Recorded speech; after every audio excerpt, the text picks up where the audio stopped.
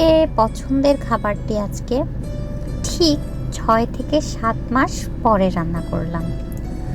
কেন রান্না করলাম, কিসের জন্য রান্না করলাম সেটা না হয় আজকেই আপনাদের সাথে শেয়ার করি, চলেন। হ্যালো এভরিওয়ান, আসসালামু আলাইকুম। আমি আফসানা টুম্পা চলে আসলাম নতুন আরেকটি ভিডিও নিয়ে।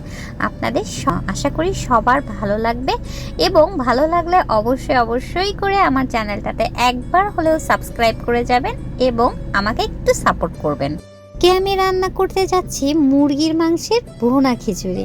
এই ভুনা খিচুড়িটা আমার অনেক বেশি পছন্দের একটা খাবার। আর যখন দেশে ছিলাম তখন একটু বৃষ্টি হলেই মার কাছে খুব বেশি আবদার করতাম ভুনা খিচুড়ি করতে।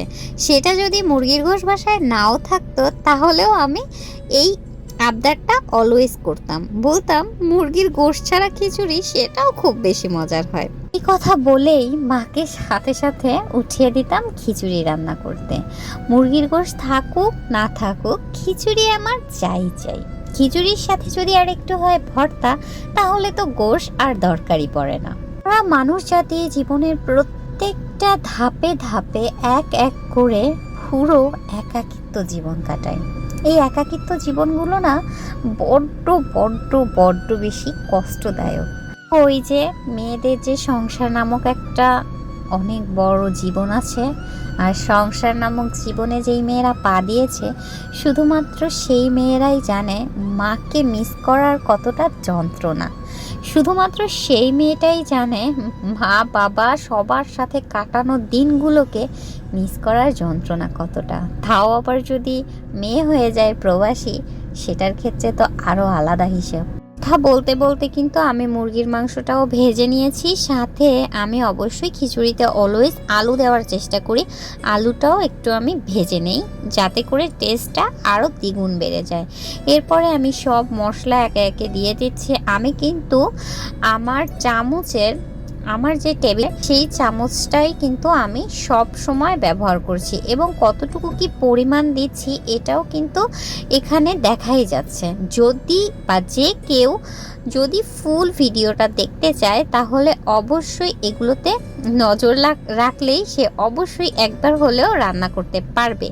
আমি কিন্তু অবশ্যই প্রফেশনাল রাঁধুনি না, যার কারণে কিন্তু আমি রান্নার বিষয়ে একদম পুরো ডিটেলসে কখনো বলার চেষ্টা করি না। আমি যতটুকু রান্না করতে পারি অতটুকুই আমি তোমাদের সাথে শেয়ার করতে চাই বা অতটুকুর মধ্যে নিজেকে সীমাবদ্ধ রাখতে চাই। আর তার সাথে আমার জীবনের কিছু গল্প, জীবনের কিছু কথা, এগুলাই তোমাদের সাথে শেয়ার করতে আমার অনেক বেশি ভালো লাগে, যার কারণে আমার ভিডিও শেয়ার করা।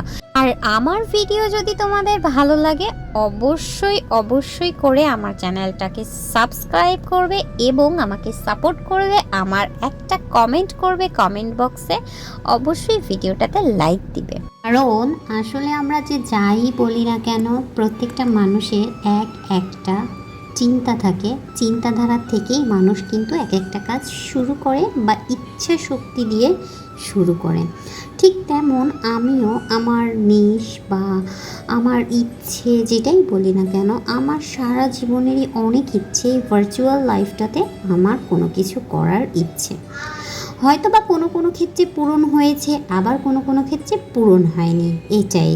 কিন্তু আমি একটা কথা খুব সুন্দর করে মানি, যদি আমি একটা কাজ খুব সুন্দরভাবে মনোযোগ দিয়ে করি তাহলে অবশ্যই আমি সেই কাজটাতে একটু হলেও সফল হব, একটু হলেও সেই সফলতাটাকে তৈরি করতে পারবো।